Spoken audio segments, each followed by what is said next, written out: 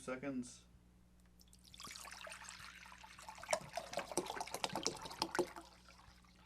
All right, we got this good. Okay, hi, I'm Coffee Kevin, and today I really enjoy vacuum coffee making, and I know, the one world of coffee, the new world order of coffee, they're called siphons now. Everyone calls them siphons. I think siphon was, I don't know actually for certain the history of it, but if siphon may have been a term used more commonly in perhaps England, not sure. But they were always known as vacuum coffee makers here, or percolators. I know you're thinking, oh, the dreaded percolator. No, this was the original percolator. The pumping percolator is is what people are talking about when they're talking about the bad old days of coffee making. The Mrs. Olson commercials, I'm sure you've seen, even if you're too young, you've seen them on YouTube, that are fun coffee maker commercials where she coffee shames some spouse who's holding her head down and displeasing her husband. At the time, the perception was that she made the coffee and he just drank it, I guess. Well, if he was ever home, because if they were like my dad, they were always working. Anyway, this is a percolator, but really vacuum coffee maker. And the vacuum coffee maker design, it's so easy. It's amazing how hard it is to describe it, because it's really such an easy design. And this is a famous coffee maker. This was ubiquitous in America, at least. This is the Sunbeam, and this is a C30. C30 is, I bet you if you just Google C30, you'll get all kinds of stuff, and maybe even expose what I don't know about the C30. But the C30 is a very kind of famous coffee maker. Sunbeam made it. It was a company, I'm proud to say, in Chicago. And look at the steel on this thing. It must have been the proximity to Gary, Indiana, and the steel mills on the southeast side of Chicago that, did you know there's a cathedral, I think, on the southeast side of Chicago that's stainless steel. If I got that right? Anyway, look at that hard rubber. I mean, it just, boy, these just go on seemingly forever, and they're just the gleam of them. But the automobile industry got a lot of their steel from the Chicago area, particularly that area I just described, and the steel mills, and they must have had access to some really fine steel. These are terrific. They are like, everything about them says their time period, even the little Art Deco emblem on here. And if Michael's around, I got it the wrong way for that? Here, Michael, there we go. Let me turn it toward you. Let's get it there, right there. Can you zoom in on that? I just love that thing. And there we go. There we go. That's fine. Yeah, look at that. You can see the admiring coffee enthusiast. Well, this is just a great coffee maker, and it's really easy. It's got a switch that says high and low. I know that's worn down there, but we're going to just plug it in on a high, and it'll make coffee. All right, let's see what we can do with this. In the meantime, I'm going to show you a clip. This is the clip that's in effect, we're using for our Indiegogo site. And I just want to, it's 2 minutes and 30 seconds, so I feel like it's appropriate, even though it's kind of a commercial, to show it to you.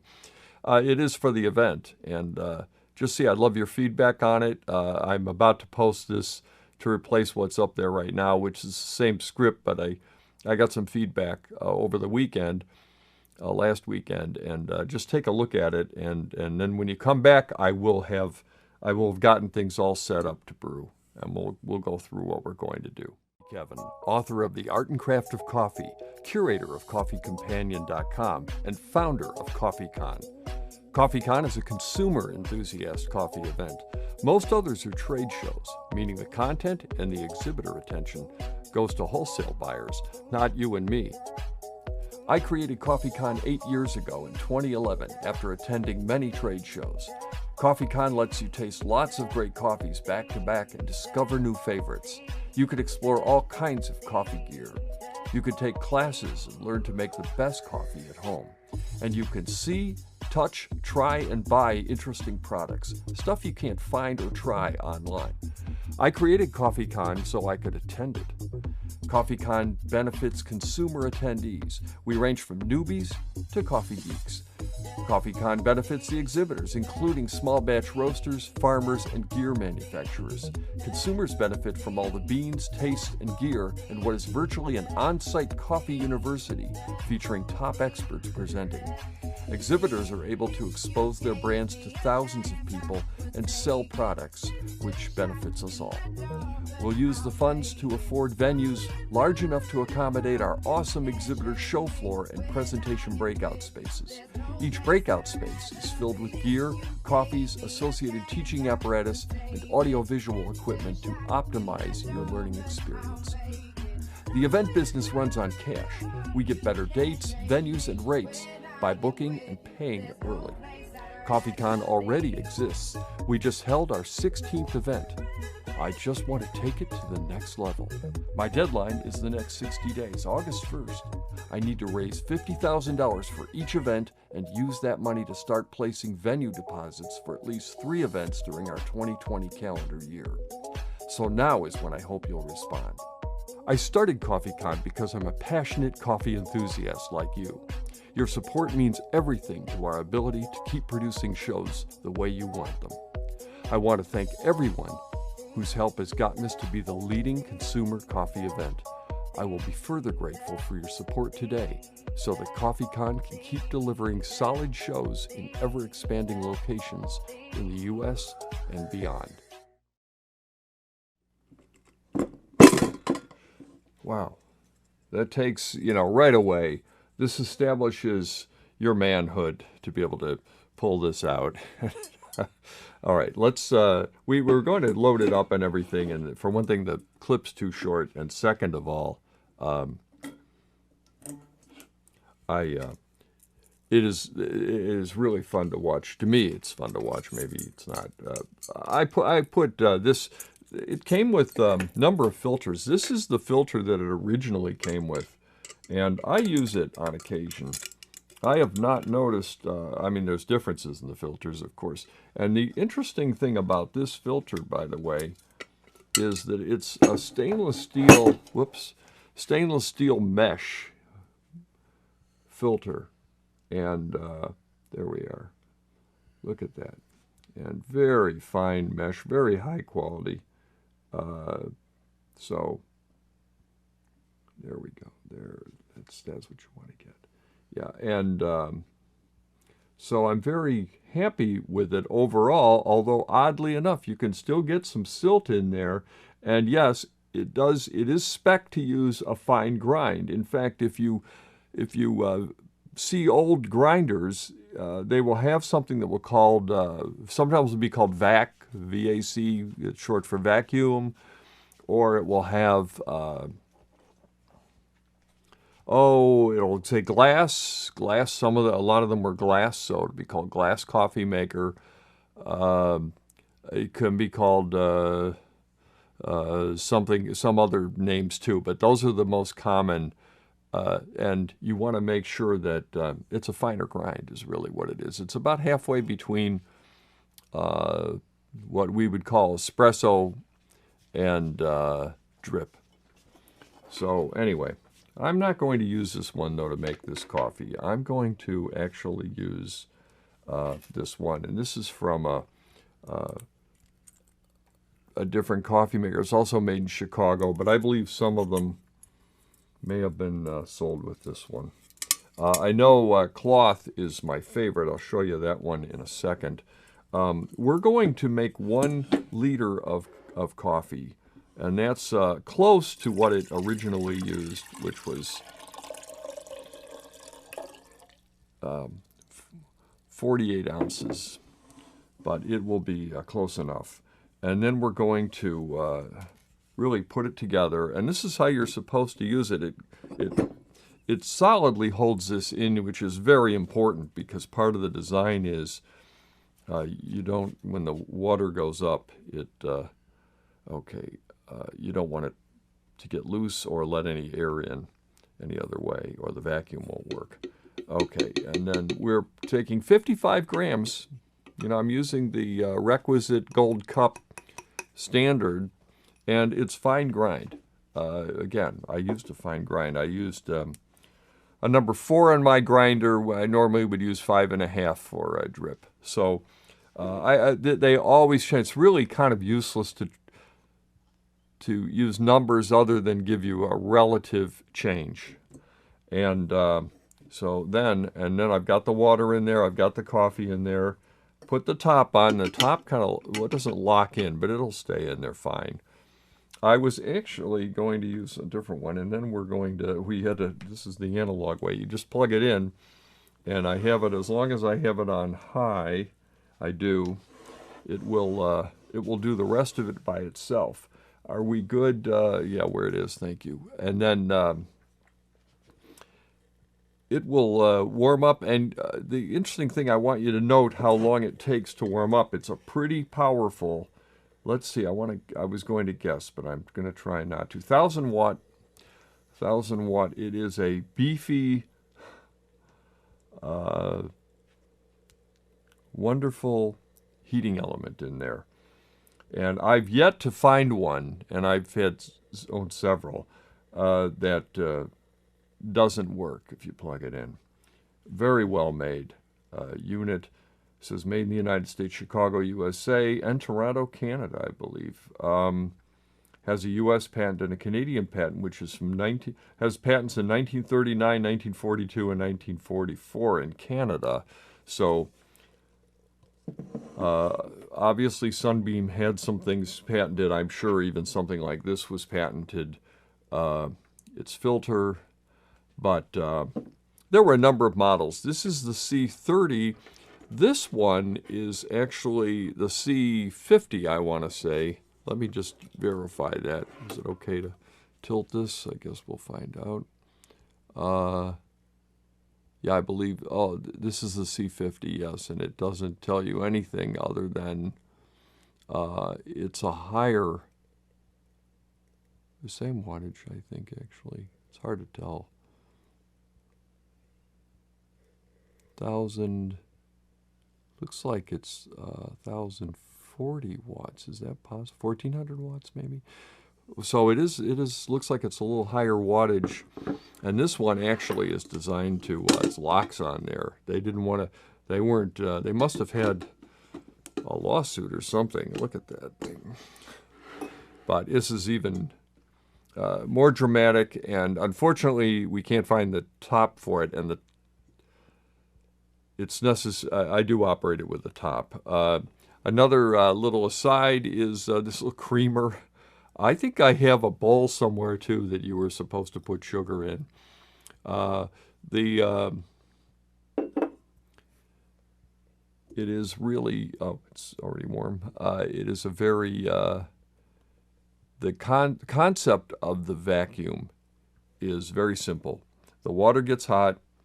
You've got this upper bowl locked in there, and it rises beautifully because of the expansion of heated air below.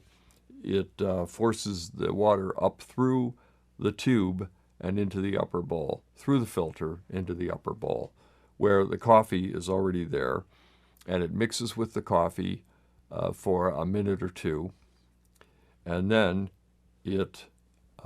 this cools. The heater shuts off. This cools, and then it goes as the now the air contracts as it's cooling. It actually sucks the coffee back through the filter down into the lower bowl, and of course, hence the word vacuum. It makes so much sense that way. The vacuum's in the later stage, not the earlier stage, but it is a beautiful thing. One of the strengths of the vacuum is that all the coffee gets well extracted. None of the grounds. I've yet to find dry grounds in afterwards in a vacuum coffee maker. The other thing is I'm trying to listen to where it's at stage-wise. It's certainly getting close to boiling, and then of course it will. It's really an automatic brewer method, and again, I've yet to see it act up in any way. It really is pretty foolproof. They made it very easy. I would argue in some ways it's the easiest coffee maker method there is. The cleaning of it's a little bit more intense. Frequently I use a cloth filter. Here's the original cloth filter that came with it. It's not the original cloth, by the way. That's been replaced. This is a later cloth filter that I grabbed out of a Hario today. The only difference is really, to me, is the chain length. The chain's a little longer for this one, but actually this can be made to work as well in a pinch. And the same cloths, you can get the Hario replacement cloths easily, and they're very easy to attach. And frankly, the cloth is my favorite, but we're trying to make this very easy and make it how most people would make it. And throughout its life, I would say cloth was less popular. Cloth is problematic. First of all, it's when you think of the GI mentality of the average person who was using this, they wanted simplicity. They wanted it to be easy. They were constantly brewing coffee. It was the beverage of the day in most people's homes, and I think that's, of course, perfectly how it should be, but they were trying to make it simple. They were also into efficiency, hence frozen dinners and everything else that came about the bad old days in that regard, culinary-wise. But this actually makes an excellent cup of coffee. There's no need to apologize. There it's boiling. It's rising. It's maybe up there. I'm going to risk. Don't do this at home. Yeah, it's coming in there. Can you get the overhead shot, Mike? There we go. Okay, and then as you can see, oh, look at that. Now I'm going to cover it because it will actually splatter out a little bit, especially, and I don't want to do something on camera that, I realize young children in the audience and enthusiasts and other reckless types. So we want to make sure we're very careful.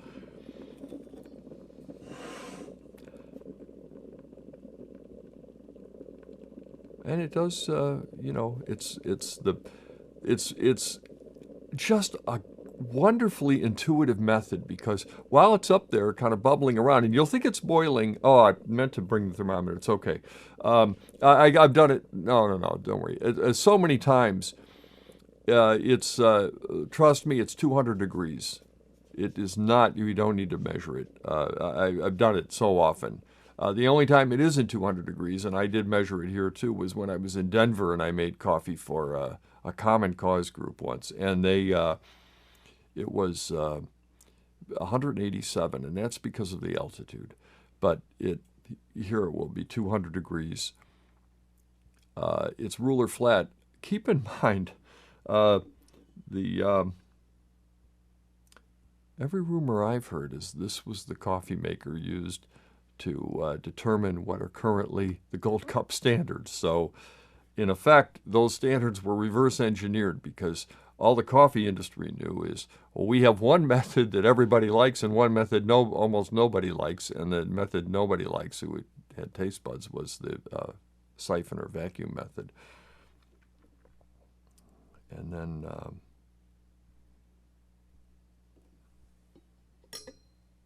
no, it's coming back down, but it is still actually in the extraction process. Usually, the contact time should be 1 to 4 minutes. I understand lately, third wave style manual coffee brewing is to use a 1 minute or even less rise and fall out of there. That's a pretty short extraction time, especially considering a lot of people are not using ultra fine grinds. I'm a little surprised at that. Whatever. This coffee maker, I think, is designed for an approximately 4-minute start to finish contact time. And that's usually what I try to plan for when I'm doing it. There's a manual version of this, and I'll bring that on someday too. It's a little harder because I have to bring a separate heating element for it.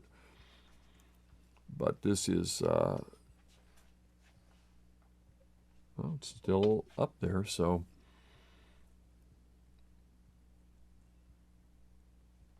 it should be down in a minute. The vacuum is,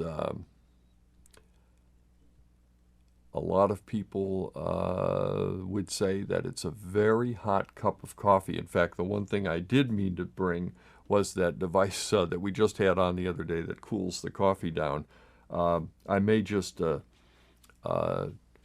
take it back and forth. Actually, Mike, if you were going to do anything, that could be useful. That device, yeah. It's, you know which one I'm talking about? It's the, yeah, that thing. Oh, did you bring it? Oh, fantastic. Yes, that's what yeah. Please, and that's fine. It'll be perfect time when you come back. Well,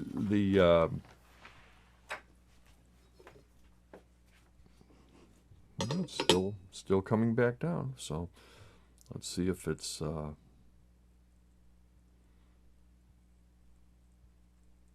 I have had occasions, by the way, never with this coffee maker, but the particular version, but I've had some manual experiences with siphons vacuum coffee makers where it got stuck up there, the upper bowl. It's not unheard of. Usually that indicates a leak in the seal or some other reason.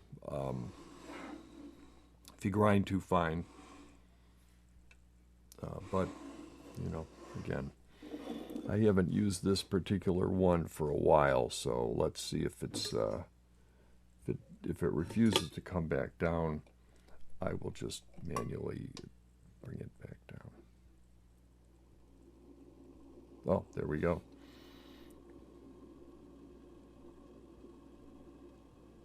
I believe that's the sound of it coming back down.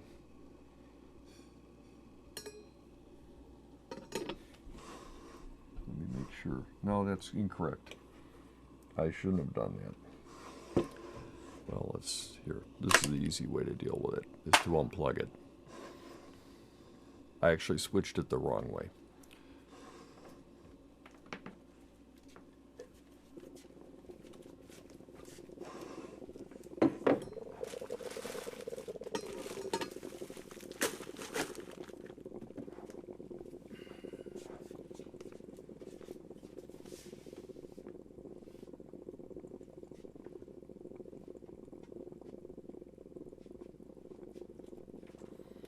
All right, thank you, Mike.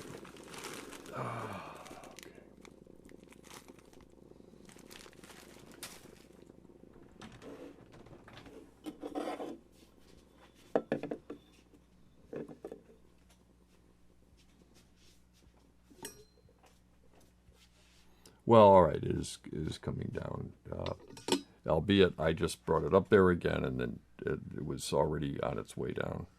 So, do as I say, not as I did.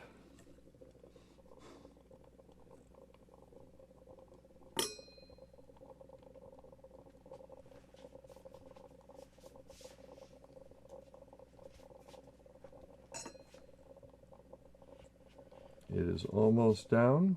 Can we see overhead? Do you want to see the overhead shot? There we go.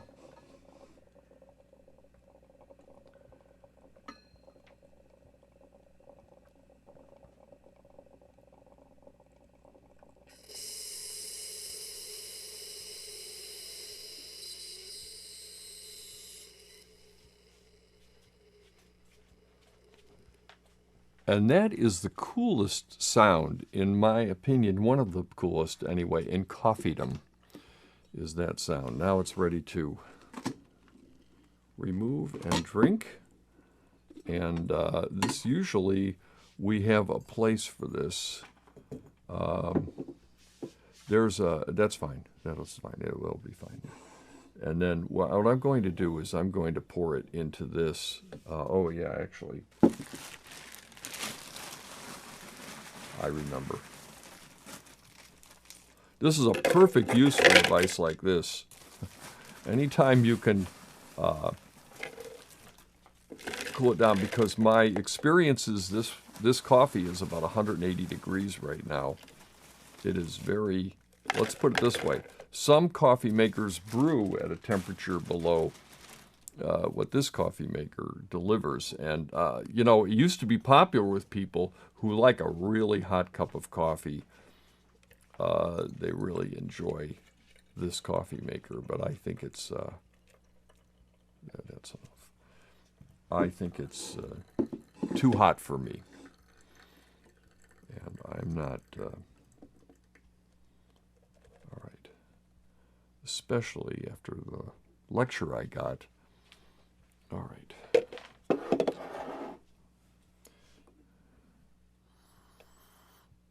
Well, aromatic cup. I still think it's pretty hot. I think it's well over 149 degrees. And so I will...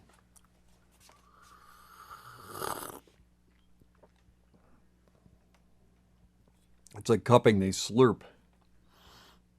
It's part of it. If you're not making a noise, you're not doing it right. It is delicious, however. It is a real nice cup of coffee.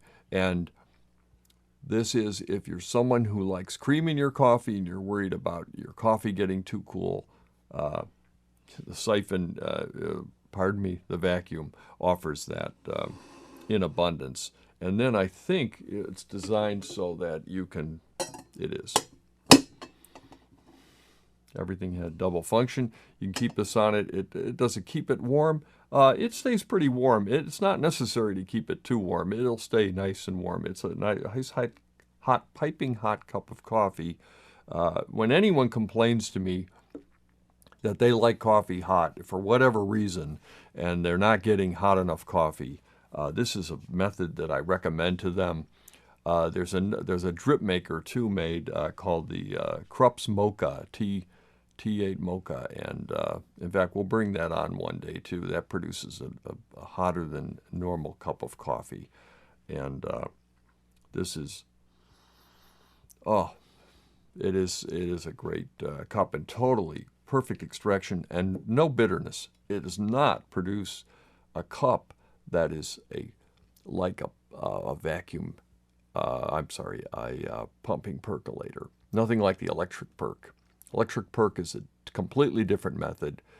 They continuously, the difference is this is only one time is it in contact with the coffee and then it's removed. The pumping percolator is constantly, what you're doing is you're sending coffee up there eventually to go through the coffee again. And that it's going through a heating element as coffee. Well, you can imagine the bitterness buildup is quite significant. And that's really why the Coffee Association of its time period did their research and wanted to justify to people why they were so against the pumping percolator. But having said that, I've still had some pretty good coffee that was done in a pumping percolator, but it's not usually it's manual. It's usually done by someone who's extremely fastidious, not using a plug-in model. Again, please give me feedback on that video. We want this to be successful. We already have some partners that have contacted us that want to help promote CoffeeCon in LA. They are obviously on the side of wanting us to be there as one of our cities for sure. But I'm really rooting for all of them because I'd like to see us funded to the point that we could be increasing the number of coffee cons so we can bring it around to more people. Because I'm very aware that it is difficult for people to travel to go to a coffee event, although it's not impossible. We do have people travel to CoffeeCon, and I'm all for it. This is one of the few methods that I've actually taught at CoffeeCon. I think I did a better job in my class, I hope I did, than I did today with the hitting the switch wrong. But it is a good method, very good, and very underappreciated. A lot of people think it's really complicated. It's only complicated if you're doing it backwards and just feeling around for the button. It's not a complicated method. It's pretty easy and straightforward. I think it would have been fine if I just left it alone. Of course, I can think of a number of situations in my life where I could say that, including this one. Meanwhile, hope to see you soon. And next week I'm having, I think, a special guest. So we'll let you know that shortly. And this weekend I'll be visiting a Bloody Mary festival in Milwaukee, and I'll put a link for it on the under here because it's I don't believe I've ever had a Bloody Mary in my life, but I'm interested to see it, and the people there invited us to come up and talk to them. So it should be fun. And anyway, I'm Coffee Kevin, and thank you for tuning in. Be sure to, if you're watching this on YouTube, be sure to subscribe. And there's a lot of we try to do 2 of these a week, and I really enjoy doing them. I hope you enjoy watching them as much. Thank you.